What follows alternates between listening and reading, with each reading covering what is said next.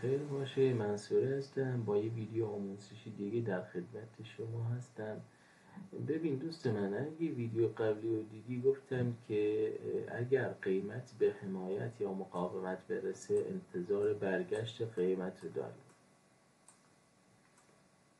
فرض کنید که این یه حمایت و این یه مقاومت و قیمت اینطوری بره بالا و بالاتر که به این مقاومت رسیده و انتظار برگشت قیمت رو داریم. برای معامله یه حمایت و مقاومت کافی نیستن. ما باید چند تا تاییدیه داشته باشیم که یکیشون خیلی هم ازش استفاده میکنم، خط رونده.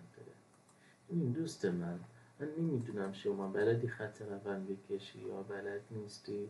من اگه بلد باشی خب بهتر، اگه بلد نیستی هم خودم یادت میدم. بعد 2 دقیقه با من همراه باش.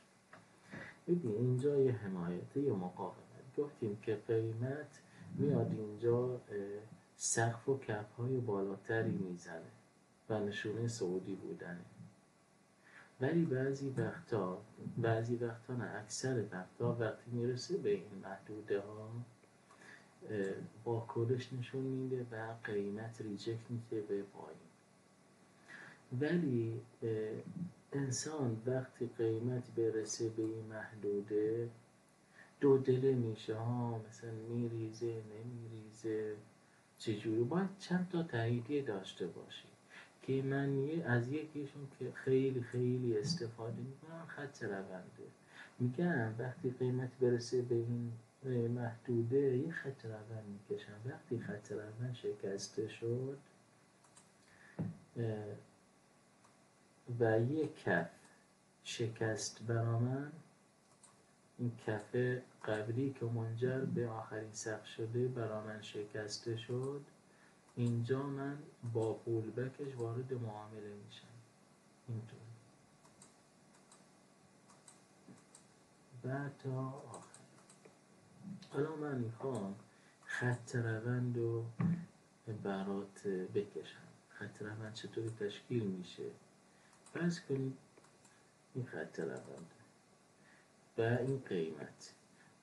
خط روند از 3 تا کف و 3 تا سقف که از همدیگه بالاترن برای صعودی. ببین دوست من، این یک کف، این یه سقف، این یک کف، بعد این سقف باید بالاتر این سقف باشه، این کف بالاتر این کف باشه، تازه داره تایید میشه و الی آخر. اینطوری خط روند بهش میگم. اینم بگم خط روند با 2 تا کف و 2 تا سقف تایید نیست.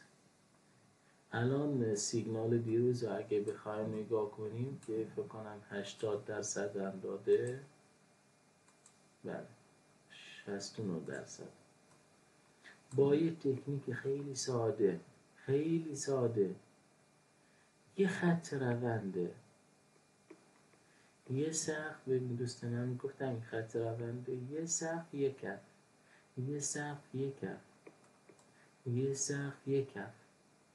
وقتی خط روند شکسته بشه انتظار پامپ یا انتظار شارپ قیمت رو داریم.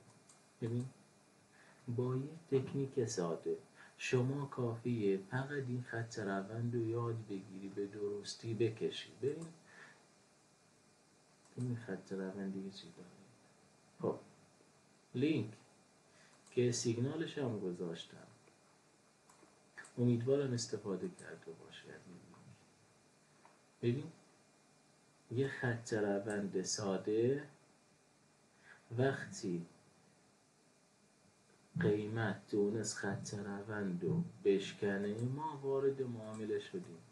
به همین سادگی. بریم یه خط روند دیگه هم ببینیم بپر یا این لونا. این درست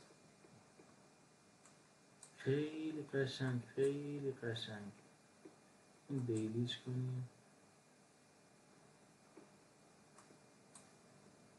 یه سقف یک کف، یه سقف یک کف، یه سقف و الی آخر. من دیروزم سیگنالشو گذاشتم، امیدوارم لذت برده باشی.